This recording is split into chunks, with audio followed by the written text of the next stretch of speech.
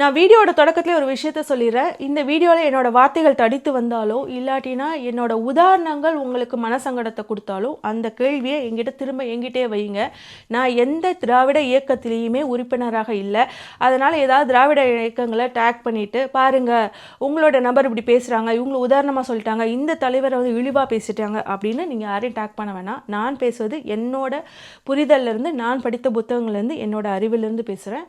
என்னுடைய வார்த்தை எனக்கே சொந்தமானது. ஏன் அப்படி சொல்கிறேன் அப்படின்னா, இன்னுமே வந்து திராவிட கழகங்களில் இல்லை திராவிட இயக்கங்களில் உள்ளவங்க எதுக்கு, அவரும் ஒரு தலைவர் தானே, அவரும் சில விஷயங்கள் செய்தார் தானே, அதனால் நம்ம அதெல்லாம் குறை சொல்லக்கூடாது, பரவாயில்ல இவங்க வந்து தூக்கிட்டு வந்து கம்பேர் பண்ணாலும் நம்ம வந்து கம்பேர் பண்ணி பேச வேணாம் அப்படின்னு பாரதி உட்பட நிறைய பேர் வந்து சில தலைவர்களை பற்றி பேசவே மாட்டாங்க. அவங்கக்கிட்ட சில கருத்துக்கள் முரண்கள் எல்லாமே இருந்தாலும் பேச மாட்டாங்க. அது இப்போதைய அரசியலுக்கு தேவையில்லைன்னு அவங்க தவிர்த்துட்டு போயிடுவாங்க. அது அவங்களுடைய பெருந்தன்மை. ஆனால் எனக்கு திரும்ப திரும்ப சில கேள்விகள் முன்வைக்கப்பட்டுட்டே இருக்கும்போது எனக்கு சில கம்பேரிசன் பண்ணியே இதுக்கு விளக்கம் கொடுத்தா மட்டுமே இதற்கு தீர்வு ஆகும் அப்படின்னு நான் முடிவில் இருக்கிறனால நான் கொடுக்கும் உதாரணம் அதை வந்து கட் பண்ணி வெட்டி ஒட்டி பாருங்க இழிவுபடுத்திட்டாங்கன்னு பேசக்கூடும் வாய்ப்பு இருக்கிறது. அதனால் நான் இப்போவுமே சொல்லிடுறேன், உங்களுக்கு அந்த மாதிரி சந்தேகங்கள் வந்துச்சுன்னா இல்லை ஏதோ கோவம் வந்துச்சுன்னா இல்லை கேஸ் போடணும்னு நினச்சா கூட நீங்கள் ஏன் மேலே போடுங்க, என்ன பார்த்து கேள்வி கேளுங்க. இதற்கும் எந்த இயக்கங்களுக்கும் சம்மந்தம் இல்லை, ஏன்னா நான் எந்த இயக்கத்திலையும் உறுப்பினராக இல்லை. வணக்கம், இது உங்கள் பிளாக் சி. இன்டர்நேஷ்னல் பறையன் அப்படின்னு சுப்பிரமணிய சுவாமி பிரபாகரனை பார்த்து சொல்கிறாரு. அந்த இன்டர்நேஷ்னல் பறையன் அப்படிங்கிற வார்த்தையை இந்த மூலசத்தை முட்டா பையனான சீமான் ஏற்றுக்கிறாரா? அது மட்டும் இல்லாமல் ரெட்டைமலை சீனிவாசன் ஐயா ஏன் பறையர் என்ற சொல்லை பயன்படுத்தினார், அந்த சொல்லாடலில் உள்ள அர்த்தம் என்ன, அவர் மக்களுக்கு தெரிவிக்க விரும்பியது என்ன, சீமான் மக்களிடம் பறையர் என்ற சொல்லை போட்டுக்கொள் அப்படின்னு சொல்றதோட நோக்கம் என்ன அப்படிங்கிறத இந்த வீடியோல முழுமையா பார்க்கலாம். வீடியோக்குள்ள வாங்க போலாம். வள்ளுவனே பறையன், ஆதி பாட்டன் சிவனே, ஆதி இறை சிவனே பறையன். அதுல சொல்றதுல எனக்கு திமிரு இருக்கு, பெருமிதம் இருக்கு, நிமிர்வு இருக்கு. நீ என்னை பறையன்னு சொல்றது இழிவுன்னு நான் நினைக்கிறியா? இல்ல, நீ யார் அந்த சொல்ல சிறுமைப்படுத்துறதுக்கு? அதான் என் தாத்தன் சொல்றான் ரெட்டமலை சீனிவாசன். பறையன்கிற இழி சொல்லு நீ நினைக்கிறான், அதை எழுச்சி சொல்ல மாற்றாங்கிறான். அதனாலே நான் ஒரு பைசா தமிழர் எடுத்து நான் பறையன்னு இதழ் நடத்தினேங்கிறப்ப எந்த ஒரு சமூகமும் மற்ற சமூகத்தை பார்த்து போடா நாடார் பயிலே, போடா பிள்ளைமார் பயிலே, போடா தேவர் பயிலே அப்படின்னு திட்டுறது இல்லைல்ல. எந்த சமூகமாக இருந்தாலும் திட்டணும்னு முடிவு பண்ணிட்டா அவங்கள பார்த்து போடா பரப்பாயிலே, போடா பள்ளப்பயிலே அப்படின்னு தானே திட்டுறாங்க. அப்போது நீ பெருமைன்னு சொல்கிற அந்த சாதிய அடையாளமாக இருக்கக்கூடிய சொல்ல மக்கள் எப்படி பார்க்குறாங்கன்னா இழிவான சொல்லாவும் வச சொல்லாவும் தானே பயன்படுத்திட்டு இருக்காங்க. அதனால தான் சட்டங்கள் போட்டு இங்கே அந்த வார்த்தையை வந்து தடுக்க வேண்டியிருக்கு. நீ போய் சொல்லியிருக்கலாமே பிரபாகரன் கிட்ட, ஐயா போராளி அந்த பேர் இந்த பேர்லாம் உங்களுக்கு இருக்குது, ஆனால் அதை விட சிறந்த பேர் சுப்பிரமணிய அவர்கள் இப்போ கொடுத்தாங்களே இன்டர்நேஷ்னல் பறையன், அதுதான் வந்து மிக பிரமாண்டமான அழகான பேர், அதை வச்சுக்கோங்க நீங்கள் கடைசி வரைக்கும் உங்களுக்கு பெரிய அடையாளமாக இருக்கும்னு சொல்லியிருந்துருக்கலாமே. ஏன் வந்து சொல்லலை? ஏன் அம்மையார் ஜெயலலிதா அவர்கள் இந்த வார்த்தையை சொன்ன உடனே சுப்பிரமணிய சுவாமி மேலே வழக்கு போட்டாங்க? அப்போது ஒரு இழிவான சொல்லாதானே பார்க்கப்பட்டு இருக்கு. அது இழிவான சொல் அப்படிங்கிறனால தான் பெரியார் அவர்களும் பறையர் என்ற சொல்லை பயன்படுத்தாதீங்க அப்படின்னு சொல்லிட்டே இருந்தார். அதுக்கு ஒரு உதாரணமாக என்ன சொன்னார்னா, நான் பறையருங்கிற சொல்ல பயன்படுத்தாதீங்கன்னு சொல்லிட்டு இருக்கும்போது காந்தி அவர்கள் புதுசாக ஹரிஜன் அப்படிங்கிற ஒரு வார்த்தையை மக்களுக்கு அறிமுகப்படுத்துறாரு. அதுவும் இழி சொல்லுதான், பயன்படுத்தாதீர்கள் அப்படின்னு சொல்லி சொன்னார். தெரியுமா அது உனக்கு? எப்படி? எல்லாம் சரிங்க, அப்படி இருந்தும் ரெட்டைமலை சீனிவாசன் ஐயா ஏன் பறையன் அப்படிங்கிற வார்த்தையை பயன்படுத்தினாரு, பறையர் அப்படிங்கிற பத்திரிகை நடத்தினாரு, பறையர் மகாஜன சபா அப்படிங்கிற நடத்தினாரு அப்படின்னு கேட்குறவங்களுக்கெல்லாம் ஆமாம் நடத்தினாரு. அவர் பறையர் அப்படிங்கிற சொல்லை பயன்படுத்துறதுக்கான காரணம் என்ன, இவன் நம்மளை பயன்படுத்த சொல்றதுக்கான நோக்கம் என்ன அப்படிங்கிறத தெரிஞ்சுக்கணும். அதுக்கு முன்னாடி இன்னொரு வீடியோவும் பார்த்துட்டு வந்துருங்க. இங்கே ஆதி தமிழன் இருக்கான் பறையன், அவன் மேம்படாம ஒரு தேசியனம் மேம்படாது, ஒரு உரிமையும் பெறாது. என் கால்கள் வலுவா இருந்தாதான் என் உடம்புல எந்த பாகம் வலுவா இருந்தாலும் பயன் இருக்கும். எனக்கு என்ன எஸ்சியில வச்சு சலுகை கொடுக்குற? உரிமை குடுறா, உரிமை குடுறா. எஸ்சியில வச்சு என்னடா கொடுப்ப? ஏழாடா, ஏழை பிசியில விடால் எம்பிசியில வச்சு கொடுறா. இதாங்க 3% மற்றும் RSS சங்கிகள் காலகாலமாக இந்திய வரலாறுன்னு ஒரு ஆரிய வரலாறை பரப்புற முயற்சியில் இருக்காங்க. அது இந்தியாவில் மட்டும் இல்லாமல் உலகம் முழுக்கும் பரப்புற வேலையில் இருக்காங்க. ஏன் நார்த் அமெரிக்கா பள்ளிகள்லேயே இந்திய வரலாறு ஹிஸ்ட்ரி அப்படின்னு சொல்லிட்டு எதை படிக்கிறாங்க அப்படின்னா, பிரம்மனின் தலையிலேருந்து பிறந்தவர்கள் பிராமணர்கள், நெஞ்சிலேருந்து வயிற்றுலேருந்து காலிலேருந்து பிறந்தவர்கள் படிச்சுட்டு இருக்காங்க. இது எவ்வளோ கேவலமான விஷயம். இந்த விஷயத்தை தான் நாக்பூர் ஸ்கிரிப்டாக இந்த நாய்கிட்ட கொடுத்து மூலசத்தவன்கிட்ட கொடுத்து அதை மக்கள்கிட்ட பரப்பும் விதமாக இவனோட மொழியில் அதை பரப்பணும் அப்படின்னு சொல்லிட்டு இவனுக்கு கொடுக்கப்பட்டிருக்க ஸ்கிரிப்ட். அதை தான் இவன் நார்மலைஸ் பண்ணும் விதமாக கால் என்பது வலுவானது, உழைக்கும் மக்கள் வந்து காலுக்கு சமமானவர்கள் அப்படின்னு இவனோட சாதி வெறியையும் அந்த நாக்பூர் ஸ்கிரிப்டையும் ஒன்றா சேர்த்து உலட்டி விட்டுட்டு போயிருக்கான். ஏன்டா அவங்ககிட்ட கேட்குறது என்ன அப்படின்னா, இந்த ஸ்டீஃபன் ஹாக்கிங்ஸ்னு ஒருத்தர் இருந்தார் தெரியுமா, அவருக்கு இதுக்கு கீழே எதுவுமே செயல்படாது. ஆனால் அவருடைய மூளை அப்படிங்கிறது அவருக்கு பக்கபலமாக இருந்துச்சு. அவர் சயின்டிஸ்டாக வாழ்ந்து செத்துட்டு போனவர். அதனால தான் நான் சொல்கிறேன், உன்னை மூளை செத்தவன், ஏன்னா உனக்கு மூளை அப்படிங்கிறது ஒன்றுமே கிடையாது, அதை நீ பயன்படுத்தவே மாட்ட. அதனால தான் கால்கள் வலுவானது, கால் வலுவில்லைன்னு வச்சுக்கோங்களேன், நம்மளால் வேலை செய்ய முடியுமா, அதனால தான் நான் காலுக்கு ஈக்குவலாக அவங்கள வந்து பார்க்குறேன் அப்படின்னு பைத்தியக்காரத்தனமாக பேசிட்டு தெரியுற. இது பைத்தியக்காரத்தனம்னு சொல்ல காரிய கிறுக்கண்ணி, மூளை செத்தவண்ணி. கால் இல்லாத மனிதர்கள் சாதிச்சதே இல்லையா? ஏன் கைகள் வச்சு சாதிச்சவங்க இல்லவே இல்லையா இந்த உலகத்தில்? அவங்களாம் உனக்கு உதாரணமே கிடையாது. ஏன் மூளை 300 கிலோ இருக்குது எங்களுக்குன்னு சொல்லிட்டு பிரம்மனோட தலையிலேருந்து பிறந்தவங்க தான் நாங்கள் அப்படின்னு சொல்கிற இந்த பிராமணர்களை பார்த்து இவனுக்கு கேள்வி கேட்க வக்கில்ல துப்பு இல்லை. கால் வலுவாக இருந்தால் தான் ஓட முடியுமா, எல்லா வேலையும் செய்ய முடியுமா? அப்போ கால்கள் இல்லாதவங்களாம் என்ன வேலை செய்யாமல் இருக்காங்களா? எந்தெந்த மனித உயிரினமும் அதற்கு எது இல்லையோ அதை தவிர்த்து மற்றவையை பயன்படுத்தி அவங்களால வேலை செய்ய முடியும். அதனால் உடல் உறுப்புகளோடு முதல்ல ஒப்பிட்டு பேசுகிறதே ஒரு முட்டாள்தனம். அந்த முட்டாள்தனம் எங்கேருந்து வந்துச்சுன்னா அது ஆரிய பண்பாட்டிலேருந்து வந்துச்சு. அந்த பண்பாட்டை இந்த ஆரிய அறுவர்டியான இந்த மூளை செத்த முட்டா பையன் தூக்கிட்டு திரியிறான். அதெல்லாம் ஒரு பேச்சுன்னு அவனுக்கு சப்போர்ட் செய்யும் விதமாக ஃபேஸ்புக்கில் என்கிட்டே ஒருத்தவங்க வந்து கேட்குறாங்க, ஏங்க என்னதான் நீங்கள் வந்து பெரியார் அப்படின்னு பேசினாலும், பெரியார் மட்டுமே பெரியார் அப்படின்னு பேசினாலும், இந்த சீமான் வந்ததுக்கப்புறம் தானே எங்களுக்கு ரெட்டைமலை சீனிவாசன் ஐயாவையும் தெரியும், எங்களுக்கு வந்து அயோத்திதாசர் பண்டிதரையும் தெரியும் அப்படின்னு கேட்குறவங்கலாம் நான் உங்களை எப்படி பார்க்குறேன்னா தற்குறியாக தான் பார்க்குறேன். ஏன்னா நம்மளுடைய அறிவார்ந்த சான்றோர்கள் கிட்ட தான் தேடணும், தேடி படிச்சுக்கணும். இந்த மாதிரி சல்லிப்பையன்கிட்டலாம் தேடி படிச்சுக்கக்கூடாது. இவெல்லாம் பேசுகிறது அதெல்லாம் வந்து பாயிண்ட்டுன்னு தூக்கிட்டு வந்து இவனால தான் எங்களுக்கு பிரபாரனை தெரியும், இவனால தான் எங்களுக்கு ரெட்டைமலை சீனிவாசனையாவை தெரியும் அப்படின்னா நான் என்ன பார்க்குறேன்னா, இவன் வர்றதுக்கு முன்னாடி நீங்கள் எந்த புத்தகமும் வாசிக்கலை, எந்த நியூஸ் பேப்பரும் படிக்கலை, பேன்னு சுற்றிட்டு இருந்துருக்கீங்க. இவன் வந்தது ஒரு டிஜிட்டல் ஏரா. சீமான் கட்சி தொடங்கினது ஒரு டிஜிட்டல் ஏரா. அதுக்காக இவன் போய் கொண்டு சேர்த்தான்னு ஆயிட முடியுமா? இவனுக்கு முன்னாடியும் பெரியாரிஸ்டுகள், பெரியார் அமைப்புகள், இடதுசாரி அமைப்புகள் எல்லாருமே பிரபாரனை பற்றி பேசிகிட்டே தான் இருந்தாங்க. எல்லா மேடைகளும் பேசியிருக்காங்க. அவங்க பேசுனது முதற்கொண்டு பத்திரிகையில் வந்திருக்கு. இதெல்லாம் தேடி படிச்சிருந்தா தானே உங்களுக்கு அறிவு வந்திருக்கும். பத்திரிக்கையெல்லாம் வாசிச்சிருந்தா தானே, பத்திரிக்கைன்னு நான் சொல்கிறது நியூஸ் பேப்பர் வாசிச்சிருந்தா தானே இவங்களுக்குலாம் அறிவுன்னு ஒன்று வந்திருக்கும். கையில் ஃபோன் வந்துச்சு, டிஜிட்டல் ஏரா, இப்படியே நம்ம நோண்ட ஆரம்பித்தோம். இவன் பேசுகிறதெல்லாம் வந்து டெலிகாஸ்ட் ஆச்சு அப்படிங்கிறதுக்காக இவன் தான் பிரபாரனை கொண்டு போய் எல்லாருக்கிட்டையும் சேர்த்தான். இவன் தான் வந்துட்டு ரெட்டைமலை சீனிவாசன் ஐயாவையும் அயோத்திதாசர் பண்டிதரையும் எல்லாருக்கிட்டையும் கொண்டு போய் சேர்த்தான்னா சிரிப்பு தான் வருது. அப்போ நாளைக்கு சுதந்திர போராட்டத்தை பற்றி இவன் பேசினானா இவன் தான் சுதந்திர போராட்டத்தை எல்லாருக்கிட்டையும் கொண்டு போய் சேர்த்தான். ஏன் இவன் தான் சுதந்திரமே வாங்கி கொடுத்தான்னு பேசுவீங்களாடா முட்டா பசங்களா? சீமான் தான் கொண்டு சேர்த்தான் நம்பிட்டு இருக்கிற இந்த தவுட்டு தற்கூறிங்களை பார்க்கும்போது இவங்களுக்கு எந்தவித புத்தகம் வாசிக்கும் பழக்கமோ இல்லை பத்திரிகை வாசிக்கும் பழக்கமோ, ஏன் நியூஸ் சேனல் பார்க்கும் பழக்கம் கூட இல்லாத நபர்களாக தான் வாழ்ந்திருக்காங்க.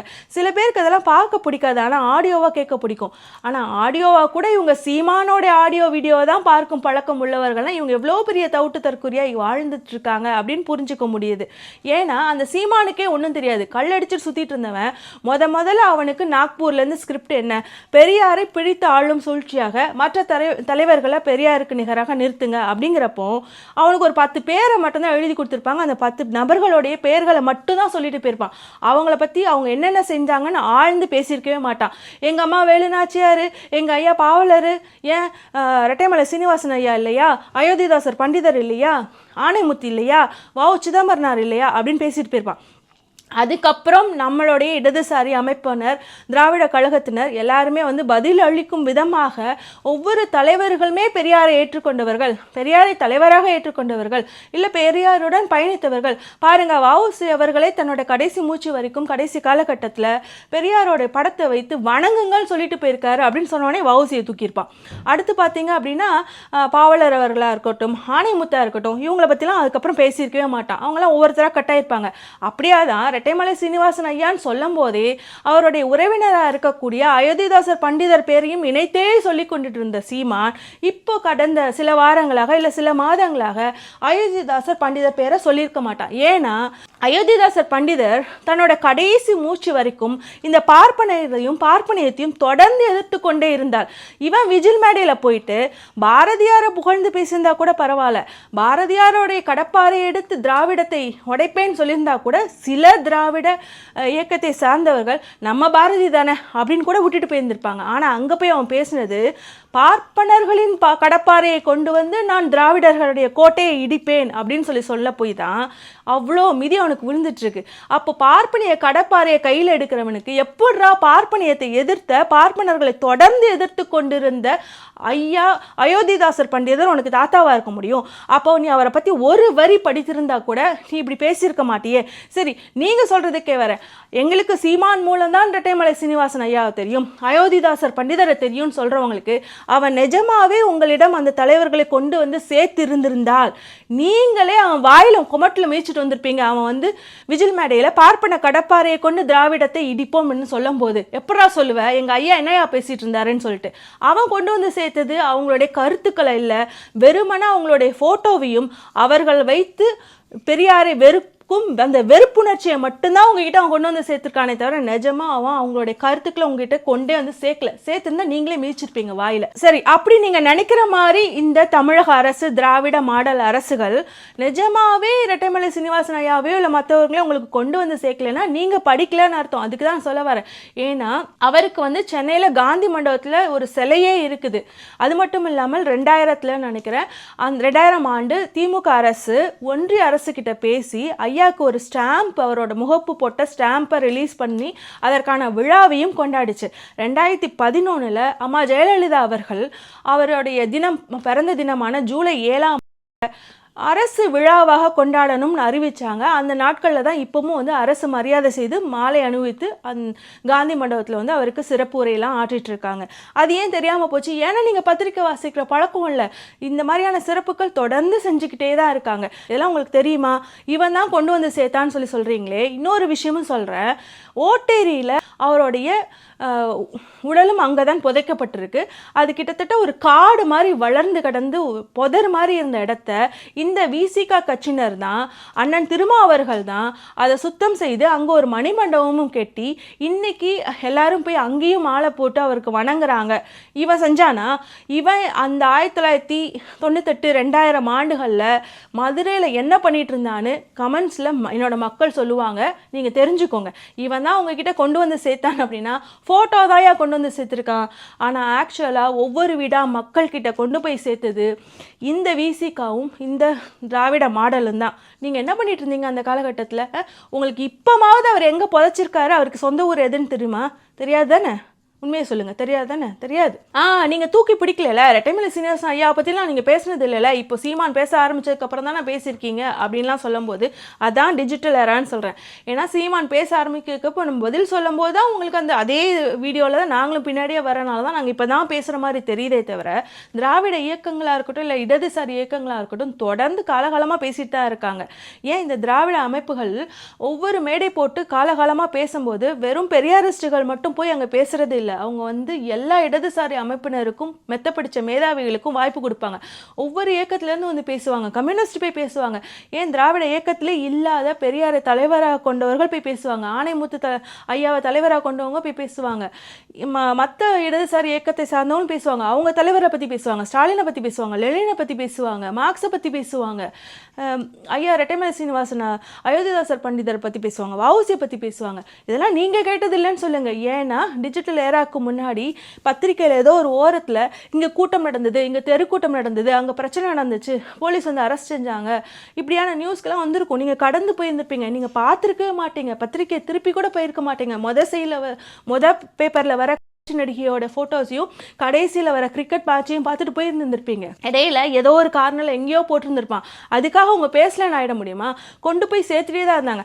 அதுலேயும் திராவிட அமைப்புகள் வெறுமன பெரியாரிஸ்ட் மட்டுமே பேச விட்டுட்டு இருந்துக்கல. எல்லா இடதுசாரி தலைவர்களும் மக்களிடம் போய் சேரணும்னு ஆசைப்பட்டாங்க. இன்றைக்கும் ரெட்டைமலை சீனிவாசன் ஐயாவை பற்றி நாங்கள் பேசுகிறோம், அயோத்திதாசர் ஐயாவை பற்றி பேசுகிறோன்னா நாங்கள் சந்தோஷமாக தான் பேசுகிறோம். எங்களுக்கு விருப்பம். ஏன்னா அவருடைய கருத்துக்கள் போய் சேரணும். போய் சேர்ந்துருந்திருந்தா இன்னைக்கு விஜில் மேடையில் அவன் ஏறி நின்றுக்கிட்டு பார்ப்பன கடப்பாரை எடுத்து திராவிடத்தை இடிப்பேன்னு சொல்லும்போது நீங்களே போய் அவன் வாயில் கொமட்டில் குத்திட்டு வந்துருந்துருப்பீங்க. போய் சேரலை போல, சரியாக போய் சேரலை. ஆனால் நாங்கள் இப்போ கொண்டு போய் சேர்ப்போம், அவங்களே சேர்ப்போம். எங்களுக்கு ஆசை தான் பெரியாருடன் சேர்ந்து மற்ற தலைவர்களும் எங்களுக்கு கண்டிப்பாக அவங்களுடைய லெஃப்ட் ஐடியாலஜி போய் சேரணும். ஏன்னா நீங்கள் சீமான் பின்னாடி போய் நின்னதுக்கப்புறம் லெஃப்ட்லேருந்து ரைட்டில் மாறி சங்கிங்களா மாறிட்டு இருக்கீங்க. அதனால தான் பாரதியாரை தூக்கி வச்சு பேசுறது, பாரதியாரை தூக்கி வச்சு பேசுறதாக பார்ப்பனியத்தை தூக்கி வச்சு பேசுறீங்க. உங்களுக்கு நிஜமாவே அயோத்திதாசர் பண்டிதர் போய் சேர்ந்திருந்தாருன்னா கொமட்டில் குத்தி இருந்துருப்பீங்க. குத்தாமல் விடுறதுக்கு அதுதான் காரணம். அப்போது நம்ம இங்கே என்ன யோசிக்கணும், மற்ற தலைவர்கள் ஏன் சென்றடையவில்லை அப்படின்னு தான் யோசிக்கணும். யாராவது தடுத்தாங்களா? தடுக்கலை. நீங்கள் இவங்களை பற்றி பேசக்கூடாதுன்னு யாராவது என்னைக்காவது தடை வாங்கினாங்களா? பேசலை, தடை வாங்கலை. அப்போ அதில் எந்த சிக்கலும் இல்லை. அரசாங்கமும் எல்லா தலைவருக்கும் ஈக்குவலாக மரியாதை செலுத்தும் விதமாக ஒவ்வொரு தலைவருக்கும் அந்தந்த ஊரில் அவங்கவுங்க பிறந்த இடத்துல வந்து சிறப்பு செய்யும் விதமாக ஏதோ ஒரு விஷயத்த செஞ்சுருக்காங்க. அதே மாதிரி இன்னொரு எக்ஸ்ட்ரா ஒரு விஷயம் செஞ்சுருப்பாங்க. பஸ்ஸுக்கு பேர் வைக்கிறதா இருக்கலாம், இல்லாட்டினா பேருந்து நிலையங்களுக்கு பேர் வைக்கிறதா இருக்கலாம். இந்த மாதிரியான விஷயங்கள் செஞ்சுட்டு இருந்திருப்பாங்க. அதுக்கப்புறம் பார்த்தீங்கன்னா புத்தகங்களை பாடங்களாக வந்துட்டு ஒவ்வொரு ஏஜுக்கு ஏற்றாப்புல அந்த பாட புத்தகங்களையும் கொண்டு வந்திருப்பாங்க. இது அரசாங்கம் செய்கிறது. இதில் வந்து பார்த்தீங்கன்னா திராவிட அரசுன்னு சொல்லிட்டு நான் திமுகவுக்கு மட்டுமே வந்து நான் பெருமை சேர்க்கணும்னு விரும்பலை. அதிமுக அரசாக இருக்கலாம், திமுக அரசாக இருக்கலாம், மாற்றி வந்தவங்க அவங்க இந்த மாதிரி தலைவர்களுக்கு கண்டிப்பாக ஏதோ ஒரு விஷயத்தில் செஞ்சுட்டே இருந்திருப்பாங்க. அதில் எந்த பார்ஷியாலிட்டியும் காமிச்சிருக்க மாட்டாங்க. ஒருவேளை ஏதாவது தலைவர் மிஸ் ஆயிருந்தா கூட அந்த தலைவருடைய அமைப்பில் இருந்தோ யாரோ கோரிக்கை வச்ச உடனே அதுக்கு உடனே அட்டென்ஷன் கொடுத்து அதை செஞ்சுட்டே வந்திருப்பாங்க. அது தொடர்ந்து நடந்துகிட்டே வந்திருக்கும். அதில் எந்த பார்ஷியாலிட்டியும் இருக்காது. அதை தாண்டி ஒரு விஷயம் வந்து நடக்குது அப்படின்னா அந்த இயக்கங்கள் அதை வந்து கொண்டு போய் சேர்த்துருப்பாங்க. அந்த இயக்கத்தை சார்ந்தவர்கள் அவங்களோட தலைவர்களை வந்து கொண்டு போய் சேர்க்கணும் அப்படின்னு செஞ்சுருப்பாங்க. அப்போ இயக்கம் பெரியார் ஒவ்வொரு விஷயம் செய்யும் போது எல்லாத்தையுமே ஆன் ரெக்கார்ட் பண்ணிகிட்டே இருந்தார். கூடவே சேர்ந்து இயக்கத்தையும் கட்டி எழுப்பினார். அதுதான் அவருடைய சக்ஸஸ். அதனால தான் அவர் இந்த அளவுக்கு ரீச்சாகவும் ஆயிருக்கார். அதை தாண்டி பெரியார் மட்டுமே பெரியாருங்களுக்கு பல விஷயங்கள் இருக்குது. ஏன்னா அவர் பல விஷயங்களை கோராக செஞ்சார். மற்ற தலைவர்கள் வந்து ஏன் அப்போ மக்கள்கிட்ட போய் சென்றடையலை அப்படின்னா இயக்கம் இல்லை, அதனால தான் சென்றடையலை. இப்போது நீங்கள் ரெட்டைமலை சீனிவாசன் ஐயாவே எடுத்துக்கோங்க. அவருக்கு 2 புத்தகம் மட்டும்தான் வந்து அவரை பற்றி முழுமையாக தெரிஞ்சுக்கிறதுக்கு, முழுமையாக கூட இல்லை, ஓரளவுக்கு தெரிஞ்சுக்கிறதுக்கு அந்த 2 புத்தகங்கள் மட்டும்தான் உதவியாக இருக்குது. இந்த தொகுத்தவர் வந்து திராவிடமணி ரெட்டைமலை சீனிவாசன் அப்படிங்கிற தலைப்பில் ஜே பாலசுப்ரமணியன் அவர்கள் வந்து தோத்திருக்கிறாரு. அவர் வந்து குறிப்பிட்டிருக்கிறாரு. அதில் பார்த்தீங்க அப்படின்னா 85 வருடங்கள் வாழ்ந்திருக்கிறாரு. அதில் 65 ஆண்டுகள் வந்து சமூக மாற்றத்திற்காகவே வந்து உழைத்தவர் தான் ரெட்டைமலை சீனிவாசன் ஐயா அவர்கள். ஆனால் அவருக்கு 2 புத்தகங்கள் தான் இருக்குதான். அந்த புத்தகங்கள் 1931 அவரே எழுதின சுயசரிதை அவரே எழுதி வெளியிட்டிருக்கிறார். அதுக்கப்புறம் 1999 ஜீவிய சரித்திர சுருக்கம், அதாவது வாழ்க்கை வரலாறு அப்படின்னு சொல்லிட்டு தலித் சாகித்ய அகாடமியில் வெளியிட்டிருக்காங்க. இந்த 2 புத்தகம் தான். இந்த 2 புத்தகத்தின் மூலம் ஓரளவுக்கு தான் ஐயாவை பற்றி தெரிஞ்சுக்க முடியுதுன்னும், அவர் 7 ஆண்டுகள் வந்து பறையர் அப்படிங்கிற பத்திரிக்கை நடத்திருக்கிறாரு. அதில் அரை பக்கம் மட்டும்தான் இது வரைக்கும் தேடி கண்டுபிடிச்சிக்கவே முடிஞ்சிருக்கு அப்படின்னு சொல்லியிருக்காங்க. அப்படி இருக்கும்போது எவ்வளோ தூரம் வந்து ரெட்டைமலை சீனிவாசன் ஐயாவை கொண்டு போய் சேர்த்துருக்க முடியும்? இல்லை யார் சேர்த்துருப்பா? இயக்கங்கள் இருந்துச்சா? அப்படிங்கிற கேள்வியை தானே நீங்கள் உங்களுக்குள்ளே கேட்டுக்கணும். அவரை பற்றி பேசுகிறத யாரோ தடுத்து மறுத்த மாதிரியும், இல்லை கேஸ் போட்டு அவரை பற்றி பேசக்கூடாதுன்னு சொன்ன மாதிரியோ, இல்லை மற்ற தலைவர்களை பற்றி யாரை பற்றியும் பேசக்கூடாது, தமிழ்நாட்டில் பெரியாரை தான் பேசணும்னு அப்படின்னு ஏதோ தடை வாங்கின மாதிரிலாம் பேசிட்டு இருக்கீங்க. ஏன் கொண்டு செல்லவில்லை என்றால், ஏன்னா நிறைய விஷயங்கள் இல்லைன்னா இல்லை. ஆமாம், அவ்வளோதான். இப்போ சீமானே வாழுன்னு சொல்லி இத்தனை பேர்களை சொல்கிறானே, எத்தனை விஷயங்கள் அவங்க கிட்ட கொண்டு வந்து சேர்த்துறா சொல்லுங்கள். எனக்கு நீங்கள் சொல்லியே தீரணும். ரெட்டைமலை சீனிவாசன் ஐயாவுக்கும் அயோத்திதாசர் பண்டிதர் அவர்களுக்குமே நிறைய முரண் இருந்திருக்கு. அது கோர்ட் வரைக்கும் போயிருக்கு அப்படிங்கிற விஷயத்த வந்து என்னைக்கா சொல்லியிருக்கிறானா சீமான்? ஏன்னா அவனும் படித்ததில்லை. இதெல்லாமே ரொம்ப கம்மியான விஷயங்கள் அவங்களோட சுயசரிதையில் மட்டும்தான் இருக்குது. அதை படித்தவங்க மட்டும்தான் பேசுவாங்க. அதை படித்தவங்க பேசிட்டு தான் இருக்கிறாங்க, காலகாலமாகவும் பேசிட்டு தான் இருக்கிறாங்க. ஏன் நீங்கள் வந்து 1995 காலகட்டத்திலேருந்து இன்னைக்கு வரைக்கும் முடிஞ்ச அளவுக்கு நீங்கள் விசிகாவோட பேனர்லாம் யோசிச்சு பாருங்கள். எல்லா இடத்துலையும் ரெட்டைமலை சீனிவாசன் ஐயாவோட ஃபோட்டோ இருக்கும், மோஸ்ட்லி இருந்திருக்கும். ஏன் நீங்கள் யாருமே அது யாருன்னு பார்த்தது இல்லையா? ஏன்னா உங்களுக்கு சாதி வெறி இருந்தனால ஏதோ ஒரு சாதி கட்சின்னு நினச்சிட்டு அதில் போட்டிருக்க ஏதோ சாதி தலைவர்னு போயிருப்பீங்க. இன்றைக்கி சீமான் பேசுகிறனால அவர் பேசிட்டாரு, அவர் தான் எங்களை கொண்டு வந்து சேர்த்துட்டாருன்னு சொல்லிட்டு இருக்கீங்க. ஆக்சுவலாக பேசிக்காக நீங்கள் பேன் இருந்திருக்கீங்க. புரியுதா? சரி, இந்த தொகுப்பு ஜே பாலசுப்ரமணியன் அவர்கள் எழுதிய திராவிட மணி இரட்டைமலை சீனிவாசன் அப்படிங்கிற இந்த புத்தகத்தில் இருந்தே ஐயா இரட்டைமலை சீனிவாசன் அவர்கள் ஏன் பறையர் அப்படிங்கிற சொல்ல அடையாளமாக போட்டுக்கணும்னு நினச்சதோ இல்லைனா பத்திரிகையாக நடத்தினார் அப்படிங்கிற நம்ம எப்படி புரிஞ்சுக்கணும் அவரே விளக்கம் கொடுத்திருக்கிறார் அவருடைய சுயசரிதையில். ஏன் அப்படின்னா அதை ஒரு இழி சொல்லாக வசை சொல்லாக ஒருத்தன் பயன்படுத்தும் போது நான் அச்சமில்லாமல் கூச்சமில்லாமல் அது ஒரு இழி சொல்லாச்சே நான் நினைக்காம அதை நான் தைரியமாக போட்டுக்கொள்ள வேண்டும் அப்படின்னு அவர் சொல்ல விரும்புகிறது. இவனும் கிட்டத்தட்ட அப்படிதான் போட்டுக்கணும், அது எப்படி இழிவு சொல்லாகும் அப்படின்னு உங்கள் மண்டையை கழுவுற மாதிரி சொல்லுவான். அது என்ன அப்படின்னா, அப்படி சொல்கிறான்ல சீமான், அந்த மூல சத்தவன்ட்ட கேளு, பறையருங்கிற சொல் இழி சொல் அதை அப்படின்னு நினைக்காத, அதை பெருமையாக போட்டுக்கோன்னு சொல்கிற நீ ஏண்டா பல்லருங்கிற சொல் இழிவான சொல்லு, தேவேந்திரகுல வேளாளர் அப்படின்னு எங்களுக்கு வேணும், எங்களை எஸ்சி பட்டியலிருந்து நீக்கு, எங்களுக்கு என்ன மாதிரியான இழிவு கொடுமைகள் நடத்தப்பட்டிருந்தாலும் தீண்டாமை நடத்தப்பட்டிருந்தாலும் பரவாயில்ல, நாங்கள் எஸ்சி பட்டியலில் இருக்கக்கூடாது, நாங்கள் பிசி ஓபிசி பட்டியலுக்கு மாற்றப்படணும்னு ஒருத்தர் கேட்குறாரே கட்சி ஆரம்பிச்சுக்கிட்டு அவருக்கு சப்போர்ட் பண்ணிட்டு என்கிட்ட ஆட்டோவோட கண்ணாடியை திருப்புனா ஆட்டோ ஓடிடுமா? நீங்கள் வந்து பல்லர்னுங்கிற வார்த்தையிலிருந்து வெளியே வந்து தேவேந்திரகுல வேளாளர்னு சொன்னனால உங்களுக்கு இழைக்கப்பட்ட தீண்டாமை உங்களை விட்டு போயிடுமா? அதனால் நீங்கள் படிப்பையும் உங்களை சொத்துக்களையும் இழந்தீங்களே அதெல்லாம் திரும்ப கிடச்சிடுமா? அதனால தானே உங்களுக்கு வந்து அரசாங்கம் இந்த கேட்டகரைஸ் பண்ணி உங்களுக்கு மிகவும் உங்களை வந்து ஒடுக்கியிருக்காங்க, தாழ்த்தப்பட்டிருக்கீங்க, அதனால் இந்த மாதிரியான ரிசர்வேஷன் அதெல்லாம் ஏற்றுக்கொள்ளுங்கள், உங்களுடைய உரிமைன்னு சொல்லி கொடுக்குறாங்க, அதை ஏன் வேண்டான்னு சொல்கிறீங்க? பல்லர்னு பெருமையாக போட்டுக்கோங்க நீ சொல்லுவியா? அங்கே மட்டும் ஒரு ஸ்டாண்ட் எடுத்து பேசுகிறது, இங்கே மட்டும் ஒரு ஸ்டாண்ட் ஏன்டா எடுக்கிற அப்படின்னு யாராவது கேட்டிங்களா? கேட்க மாட்டேங்க. ஏன்னா உங்களை மழுமட்டையாக வச்சுருக்கான். பறையர் என்று அடையாளப்படுத்தி கொண்ட இரட்டைமலை சீனிவாசன் ஐயா எங்கேயாவது நான் திராவிடர் இல்லை, நாங்கள் திராவிடர்கள் கிடையாதுன்னு சொல்லியிருக்கிறாரா? தன்னை ஆதி திராவிடராக தான் அடையாளப்படுத்திட்டு இருந்தார். அப்படி இருந்தும் பறையர் அப்படிங்கிற வார்த்தையை அவர் வந்து எளி சொல்ல நீ சொன்னா நான் பயன்படுத்துவேன் அப்படின்னு பயன்படுத்தினார். ஆனால் அதற்குமே வந்து அயோத்திதாசர் பண்டிதர் அவர்கள் அவர் நடத்தின பத்திரிகை மூலமாகவும் வேறு விதமாகவும் பறைய மக்களுக்கும் சரி இரட்டைமலை சீனிவாசன் அவருக்கும் சில விஷயங்கள் சொல்லிக்கிட்டே தான் இருக்கிறார். இந்த திராவிடர்களுமே வந்து அயோத்திதாசர் பண்டிதராக இருந்தாலும் சரி இரட்டைமலை சீனிவாசன் ஐயாவும் சரி அவங்க ஆதி திராவிடர்கள், நாங்கள் திராவிடருக்கும் முன்னாடி வந்த ஆதி மக்கள், தமிழர்கள்லாம் நாங்கள் ஆதி தமிழர்கள் அப்படின்னு தான் அவங்க வந்து பதிவு செய்கிறாங்க. அப்போ திராவிடருங்கிற இனத்தையும் தமிழர்கள் அப்படிங்கிறத அவங்க ஏற்றுக்கிறாங்க. ஏன் கிட்டத்தட்ட பார்த்தீங்கன்னா 3 வருட காலம் ஆதி திராவிடருக்கு என்ன மதம் இருந்திருக்கக்கூடும், அவர்கள் என்ன மதத்தை முன்னால் பின்பற்றியிருப்பார்கள், அதுக்கப்புறம் அவங்க எப்படி ஒடுக்கப்பட்டாங்க, அவங்க எப்படி வாழ்ந்தார்கள், ஒடுக்கப்பட்டதுக்கப்புறம் எப்படி வாழ்கிறாங்க, மற்ற மாநிலங்கள்லாம் எப்படி இருக்காங்க, நம்ம மாநிலத்திலே மற்ற இடங்கள்லாம் எப்படி இருக்காங்க அப்படின்னு கிட்டத்தட்ட வந்து அவர் இந்தியா முழுக்க மிக முக்கியமாக தமிழ்நாடு முழுக்க பல இடங்களுக்கு சென்று ஆய்வுகளையும் செஞ்சிருக்கிறாரு இரட்டைமலை சீனிவாசன் ஐயா. இப்போ திராவிடர்கள் ஆதி திராவிடர்கள் அப்படிங்கிற சொல்லாடலை அவர் ஏற்றுக்கொண்ட நபராக தான் இருக்கார். இப்போ பறையருக்கு வரலாம். அதுக்கு அயோத்திதாசர் பண்டிதர் அவர்கள் என்ன கேட்குறாரு அப்படின்னா, பறையர் அப்படிங்கிறது எந்த விதத்தில் என்ன காரணங்கள் சொன்னாலும் அதை வந்து ஆக்சுவலாக இழி சொல்லாக தான் அவங்க வந்து ஒரு காரணமே வச்சுருந்துருக்காங்க.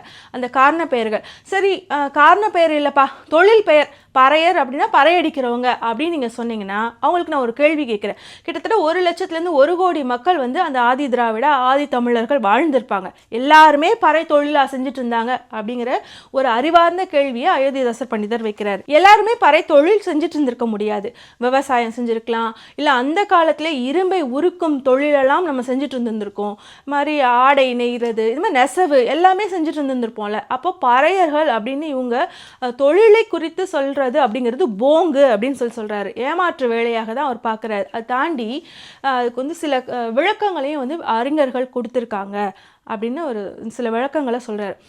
உதாரணமாக கால்டுவெல் போன்ற அறிஞர்கள் வந்து இப்போ உள்ள காலகட்டத்தை வைத்து பறையர்கள் அப்படிங்கிறது தொழில் சார்ந்த வார்த்தை தான் அப்படின்னு சொல்லிட்டு போயிட்டாங்க, அதை நான் ஏற்றுக்க மாட்டேன், ஆனால் அதற்கு வந்து சில விஷயங்கள் ஏற்றுக்கொள்ளும்படியாக மற்ற அறிஞர்கள் சொல்லியிருக்கிறாங்க.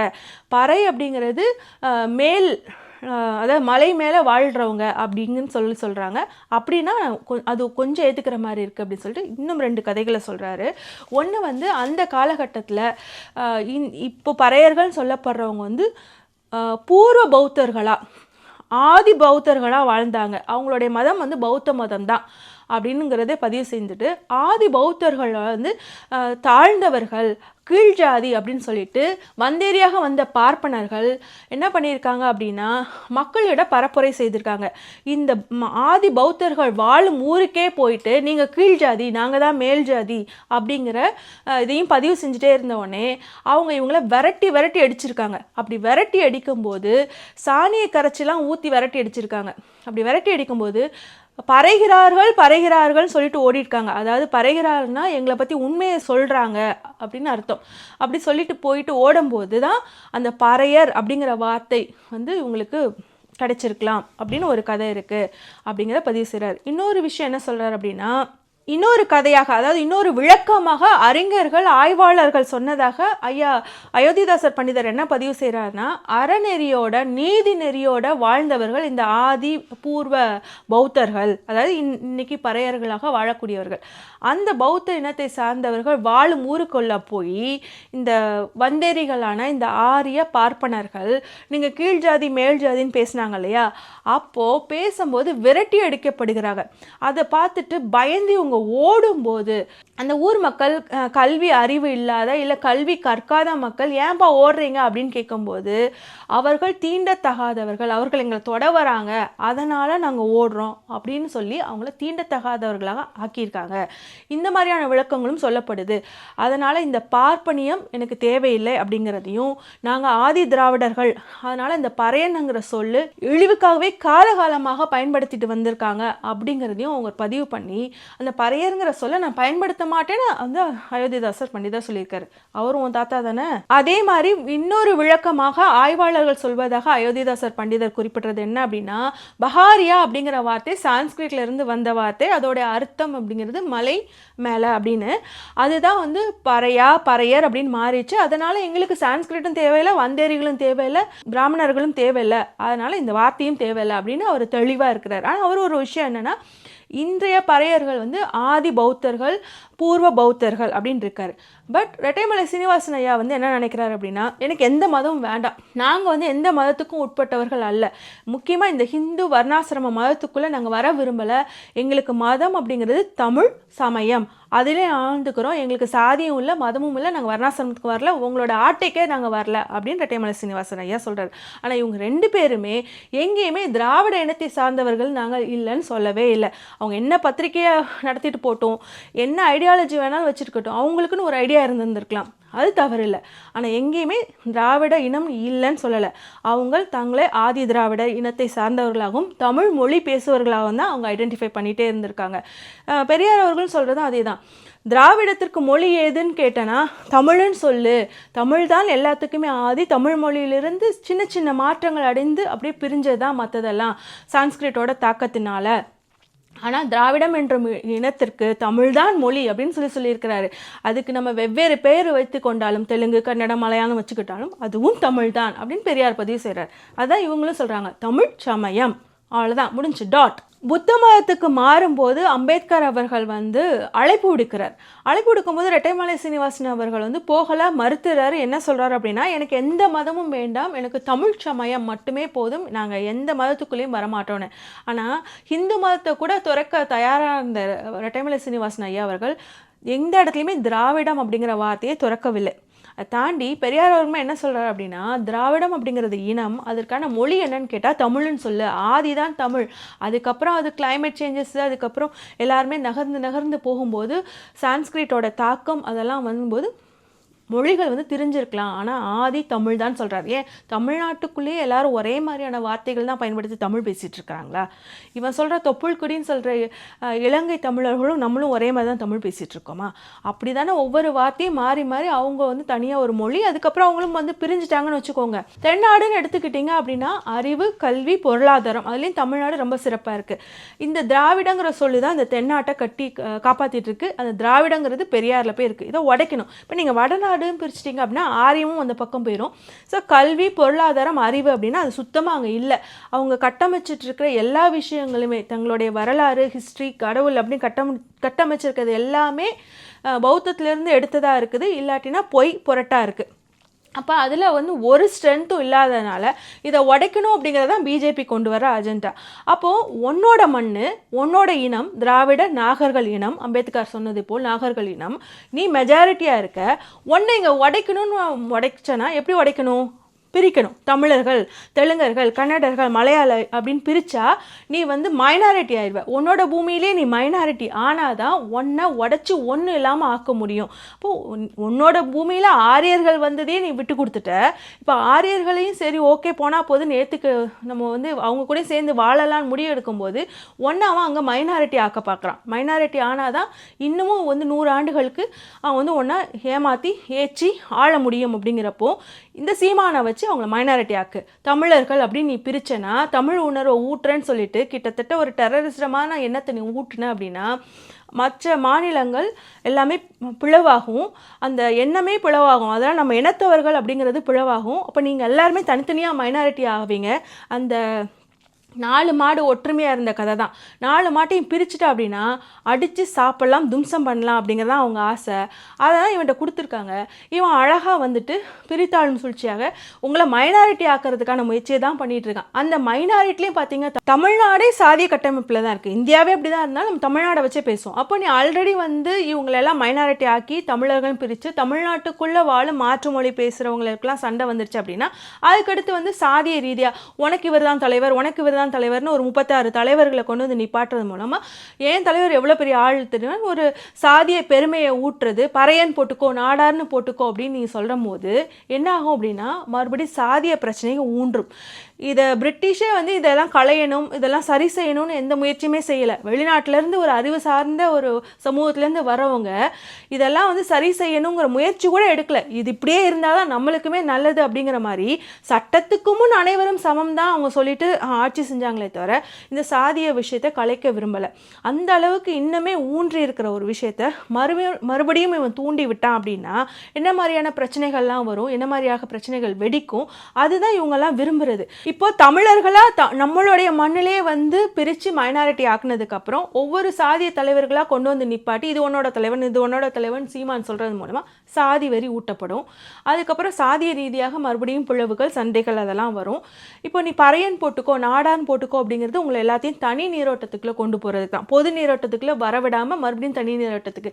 ஏன்னா இன்றைக்குமே சூழல் எப்படி இருக்குன்னா என்னதான் வந்து அண்ணன் திருமாவர்கள் பேசினாலும் பொது நீரோட்டத்தை தான் அம்பேத்கரும் விரும்பினார், அது எவ்வளோ முக்கியம் அப்படின்னு பெரியார் அவர்களும் பேசினார், அம்பேத்கர் அவர்களும் பேசினாருன்னு சொல்லிட்டு அண்ணன் திருமாவர்கள் மேடையாக பேசினாலும் தனி நீரோட்டமாக தான் இருக்கிறதுக்கு பாரஞ்சித் போன்ற நிறைய நபர்கள் விரும்புகிறாங்க.